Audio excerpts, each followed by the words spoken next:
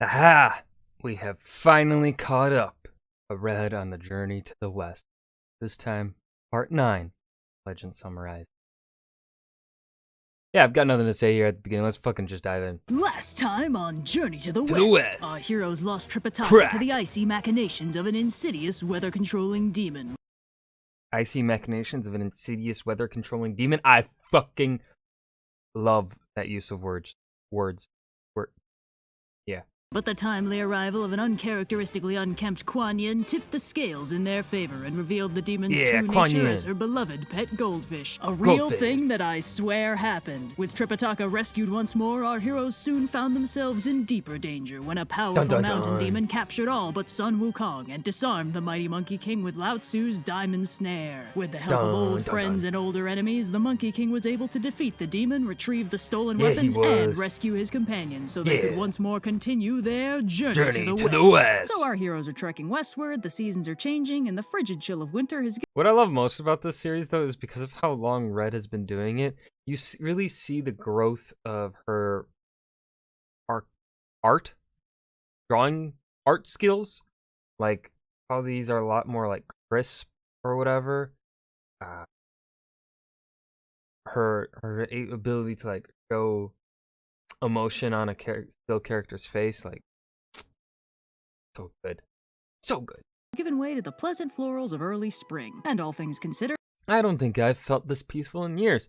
I told you it isn't a crime to be comfy. this leg of the trip has been surprisingly uneventful. No demons, no bandits, no That's not gonna last kidnappings, long, is it? just a nice, pleasant, scenic filler arc. But our heroes face sudden adversity when the way is barred by a small, clear freshwater brook. How will our heroes possibly overcome these insurmountable odds? Fortunately, this peaceful little brook comes with a scenic little boat that can take them across. But we can't be too careful. Maybe the boatman is evil. Nope, as it turns out, the boatman is a friendly old boat woman who's more than happy to take them across the river. Why? Dragon. You are a dragon. Stop being a horse. Become a fucking dragon and get them to their destination. With absolutely no nefariousness or kidnappings involved. Monkey is a little Was there a war or something? You boys are cute. confused as to why a woman is doing what is typically a man's job, which the boatwoman finds funny but doesn't explain. So the gang crosses the river without incident, pays the ferrywoman, and prepares to move on. But first, oh no! Horror of horrors! Tripitaka is thirsty. So he has Pigsy get Gasp. some of that tasty river water for him. It's Now, too PSA. Do not do this. No matter how refreshing it looks, seriously, there's germs and bugs and stuff. Just don't do it, man. Drinking river water is typically a bad idea, since untreated water can make you sick. And sure enough, within a few minutes, Tripitaka Yeah. and Pigsy I'll just drink the river water. It won't do terrible things to my fragile human tummy. both start feeling pretty lousy. The gang spot a village Excuse me, got any medicine that'll treat being smarter than everyone-itis? I've been told it's incurable, but I'm still holding on to hope. in the distance and hoof it over there to look for help, and Monkey flags down an old lady to ask her for medicine for his river water drinking buddies and their sore tum-tums. Unexpectedly, the old lady's like, hold on. Your men drank the river water. From that river? Yes? Yes. And they're both men. Last time I checked. Oh, the girls are gonna love this. Instead of helping, a whole crowd of women forms to spectate Tripitaka and Pigsy's strange affliction, all of whom seem to find this situation utterly hilarious. Monkey's usually a big fan of There's a joke here that I'm not getting. Don't worry, I think you'll like it. Freud and shenanigans, but even he's got his limits, and he grabs the old lady and demands an explanation. The old woman tells him that the You boys are arrived here. at the outskirts of the Western Kingdom of Women, an entire empire populated solely by women. Women do all the jobs, fill every social and political role, they're ruled by an empress instead of an emperor, and because there are no men, when a woman wants to have a child, she doesn't go about this the traditional way. Oh, Instead, no. she drinks from the Child and Mother Stream, a magical river that makes anyone who drinks from it pregnant. And where exactly is the Child and Mother Stream located? Oh, you know, about 20 feet that way. That's why the ladies think Tripitaka and Pigsy's situation is so hilarious, and Monkey is fully inclined to agree. Tripitaka and What will this do to my figure? That's the hormones talk. Pigsy are, of course, very distraught, especially Pigsy, but Sandy gently cautions him that stress will hurt the baby. Tripitaka is obviously emotionally unprepared to be a single parent, and more importantly, literally physically can't do it, and asks if there's any way for them There has to be a way to fix this. Of course there is, sweetheart. We're not barbarians. I to don't know get what voice I'm unpregnant, giving and the the old woman lady. tells them that there's no over-the-counter option that'll work on magic river pregnancies, but there is a way. They just need to go to Male Undoing Mountain, enter the Child Destruction Cave, and drink the magic water from the Baby Begone stream. However, this Oh my isn't as God. easy as it Are you serious? Don't worry, it gets worse. Loving these naming conventions, by the way. Do you guys sell t-shirts? Please tell me there are t-shirts. sounds, and it doesn't sound all that easy. See, it's recently gotten a lot harder If you cannot pay, then pregnant you will stay. to access this stream because a Taoist called the True Immortal Compliant has taken over the mountain and now controls the water and has been charging the women exorbitant prices for the tiniest glass of this stuff. There's no way a bunch of mendicant monks will be able to front the copay. This would be a big problem if Monkey was Copay? Yeah, that won't be an issue. You guys need any hot towels while I'm out? Those are a pregnancy thing, right? planning on paying for anything ever in his entire life. He leaves Sandy in charge Ladies, may I defer to your expertise? Such a polite young man. and flies off to Mail Undoing Mountain to scope out the sitch. He runs into a Taoist I don't care who you are. If you can't pay, you can't come in. Oh, trust me. You care. disciple who tells him there's no way his master will give him the water for free, and Monkey suggests he tell his master that Sun Wukong is here to see if that changes his mind. This does in fact change his mind, Sun but Wukong? probably not in the direction Told Monkey you. wanted it to. As it turns out, the Immortal is That the hot older as brother well. of the Bull Demon King and the uncle to Red Boy, and he's not too pleased about how Oh. Monkey got his precious nephew in trouble with the bureaucracy of heaven. You know how this song and dance You have a lot of nerve, monkey. I know. Is this about anything specific? goes. The Immortal pulls out a weapon, in this case a gnarly hook, and they fight for a little Hey, do you take constructive criticism? Your customer service sucks. while until Monkey starts winning and the Immortal retreats back to the well. Now, while the Immortal can't Would you beat knock it Monkey, off? he is frustratingly good at keeping him away from the water, and in the ensuing scrap, Monkey ends up fumbling the bucket and dropping it down the well. With no way to get the water now, Ah! Monkey heads back to the group to figure out a plan That'll B. teach him.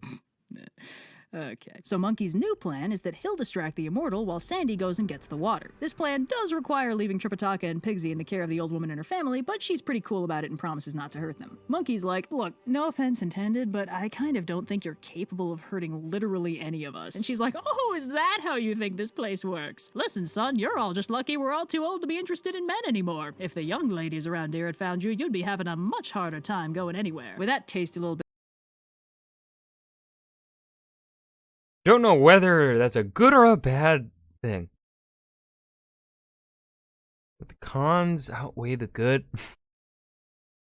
Leaving now? I'm leaving now. of foreshadowing drop, Monkey and Sandy Aren't you going to kick down the door while he's having tea? Start anticipating it if I don't mix things up. Knock, head knock. back to the mountain, and Monkey taunts the Immortal to lure him out. The disciple hypes the Immortal If he thought he could win, why would he not? You are so right. up and tells him Monkey doesn't stand a chance of beating him, and with that optimistic forecast ringing in his ears, the Immortal goes out to Slow learner, aren't you?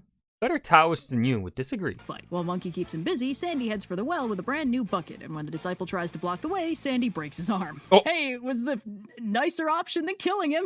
He's reformed, remember? Sandy gets the water without too much trouble and calls for Monkey, who stops pretending like this is anywhere near a fair fight and blocks the Immortal's hook. Since the Immortal hasn't really done anything wrong except blackmailing an entire community of women by holding their reproductive rights hostage, and Yeah. Monkey still has respect for his brother, No, brother! Who could have possibly snapped your arms off? the Bull Demon King, he just gives him a very stern The armies of heaven couldn't stop me, and you think I was fighting you for real?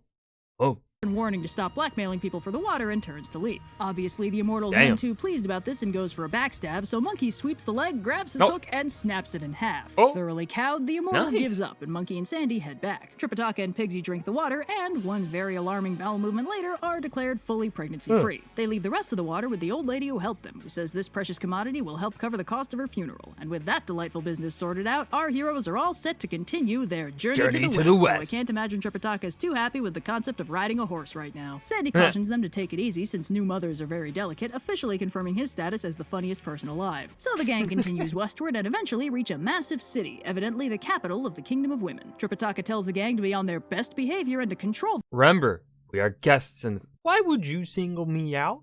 I don't know, Pigsy. Why would I? themselves, which turns out to be a bit of a misread since the minute they walk through the gates, they're swarmed by a mob of young women who've heard about this men thing and are very curious to learn more. Monkey has Pigsy scare Nice. them off with his gross monster face, but even that doesn't dissuade them completely since Tripitaka is evidently a very pretty man. Monkey and Sandy crank Nice. up the scare factor too, which, let's be honest, can't possibly work on all of these ladies, but it keeps the mob off them enough for them to make it through to a city official who guides them to a reception house and tells them they'll need to be announced to the throne and have their papers certified before they're allowed through the city. The gang is served a nice hot meal by a Please house stand full by. of beautiful women, and meanwhile, the official legs it back to the palace to tell the queen what's going on. Now, the queen is This monk sounds like perfect husband material. He seems really passive. I think his disciples do all the work.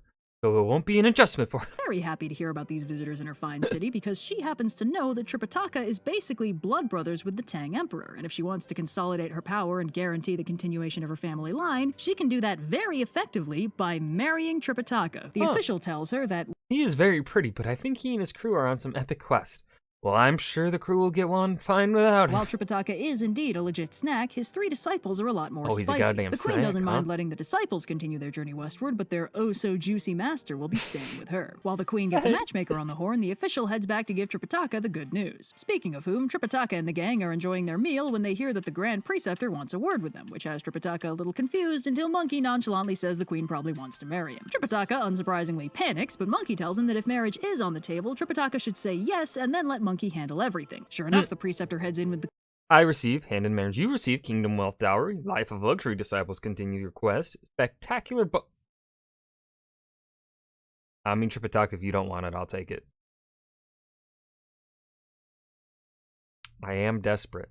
queen's proposal, offering to make Tripitaka the queen's royal consort with the entire wealth of the kingdom as his dowry. The disciples will obviously be allowed to continue their journey and get to the Thunderclap Monastery on their own time, which means this technically wouldn't even mean giving up the quest. Tripitaka is dead silent, but Pigsy announces that there's no way If looks are an issue, tell your boss I can shapeshift. Tripitaka would ever agree to that, which is why the queen should ask him instead. Tripitaka asks Monkey what he thinks, and Monkey's like, honestly, dude, sounds like a pretty sweet deal. The Preceptor heads off to make the arrangements, and Tripitaka immediately grabs Monkey by the lapels and asks him what the hell he thinks he's doing. Tripitaka can't get married, he's a Buddhist monk. A really, really devoted one. This is terrible. Monkey tells him to chill out and Well, points out if you're sure, we can tell the Empress you decline, and murder our way out when she gets mad and tries to stop us. You know, my plan C. that turning the queen down flat was never going to work out well for them. The people of this kingdom are humans, innocent ones. If they had to fight them, they'd obviously win, but they'd be killing innocent people in the process, something Tripitaka has historically frowned upon. Tripitaka admits he didn't think of that, and Monkey lays out his cunning alternative plan,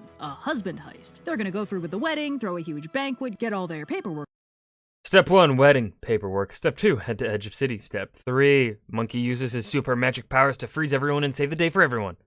Phase 4, leave. in order, and then when Tripitaka Sounds good. carefully sees them off at the edge of the city, Monkey will use his magic to freeze everyone for a whole day while they book it off into the sunset. Not a bad plan, all things considered. Meanwhile, the queen The hears her Empress is gonna proposal's be been like a accepted and demon or piles into something, her isn't royal she? carriage to meet her Like future boo. jazz. She finds Tripitaka just as pretty as she'd hoped for, despite him being too flustered to speak, and she invites him into the carriage to head for the wedding hall. Tripitaka pretends to be totally cool with this, even though all he wants is to be a good Buddhist and get some scriptures, dang it. So the gang head for the wedding hall and enjoy the beautiful and ornate wedding party, and at Tripitaka's request, the queen recertifies their paperwork and agrees to wait until tomorrow to officially put him on the throne. The wedding party wraps up and the plan rolls into its final stages. Tripitaka politely The asks monkey if he can see his transition. disciples off one final time, and the queen obviously agrees, and they pile into the chariot to see them off at the edge of town, followed by a massive mob of beautiful young women. When Tripitaka steps out of the carriage to say his goodbyes, he drops the pretenses and very gently asks the queen to let him continue on his journey. The queen is very upset about him suddenly changing his mind, but Pigsy scares her back, and it looks like the gang He's holy shit, Pigsy.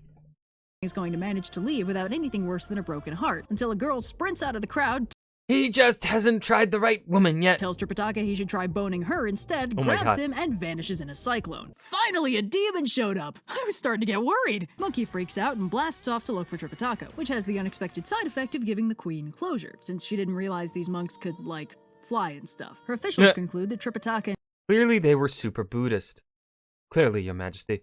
It's a shame, but I've never needed a husband before anyway. and his disciples were so Okay. dang Buddhist that her marriage scheme was never going to break his iron will, and the queen and her court head back to the palace, dejected but recovering. And meanwhile, the gang chase the cyclone until it Okay. disappears into a standard issue demon mountain lair. Pigsy wants to kick in the door, but Monkey wants to scout first to make sure it's the right door, so he turns into a bee and sneaks in. He finds a surprisingly beautiful flower field with a female demon chilling in it, attended by young women serving her a pleasant meal of red bean buns and also human flesh buns. The Huh. attendants also bring in Hey, handsome, care for some man meat?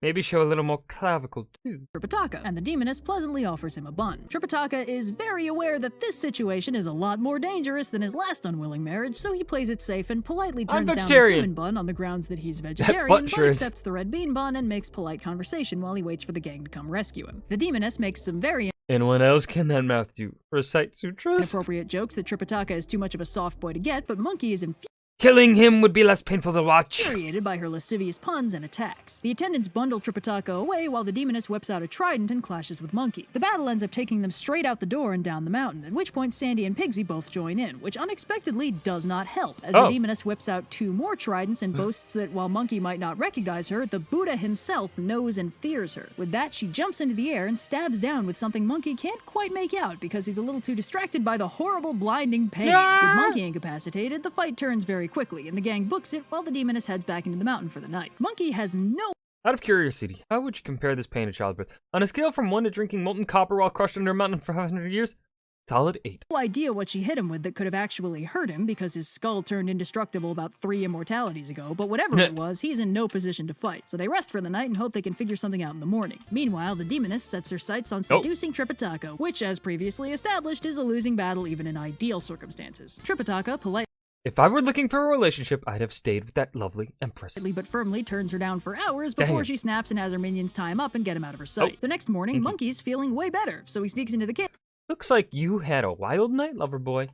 I'll have you know I was tied up for perfectly kosher reasons. To see how Tripitaka's doing, finding him very disgruntled but thoroughly unboned. Tripitaka accidentally I don't want anything to do with that powdered cadaver. Okay.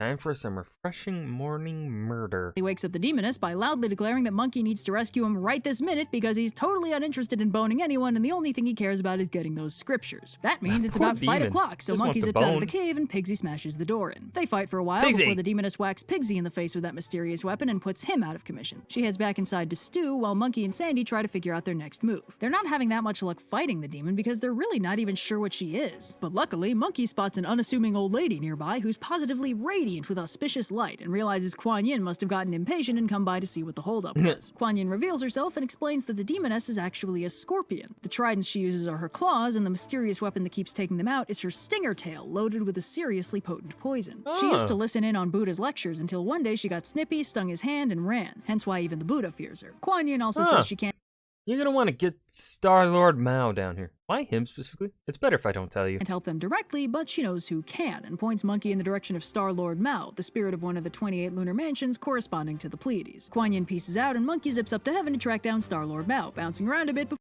Sounds like there's no time to waste on calming tea. I wouldn't mind tea. before he eventually finds him. Monkey explains the situation, and Star-Lord Mao declares there's no time to waste on pleasantries, and they book it back to the mountain. Star-Lord Mao magically cures the lingering effects of the Scorpion Demon's poison, so Monkey and Pigsy are back in fighting form and smash down the door again to One clear more out the encore. demoness, which is when Star-Lord Mao reveals his true form in all his divine glory as a 7-foot chicken. Star-Lord Mao, now a chicken, crows twice, transforming the demoness back to her true scorpion form and paralyzing her, which lets Pigsy kill her without too much trouble. Star-Lord Mao Okay, that's fucked up, Pigsy. A little too far. Killing her? Let's just say it's a good thing you guys didn't bang. Your validation is truly comforting. beams back up to heaven, and the gang traipse into the cave to rescue Tripitaka and the demon's attendants, who it And we turns come out to- were all kidnapped girls from the Kingdom of Women. They return the kidnapped women to their homes before getting back on the road and setting off once more on their journey to the west. Our heroes have overcome another obstacle, but the way is only getting more treacherous. Will the Monkey King's strength be enough to protect Tripitaka from what lies ahead? Find out next time on Journey to the West. Alright, that was Legend Samurai's Journey to the West Part 9.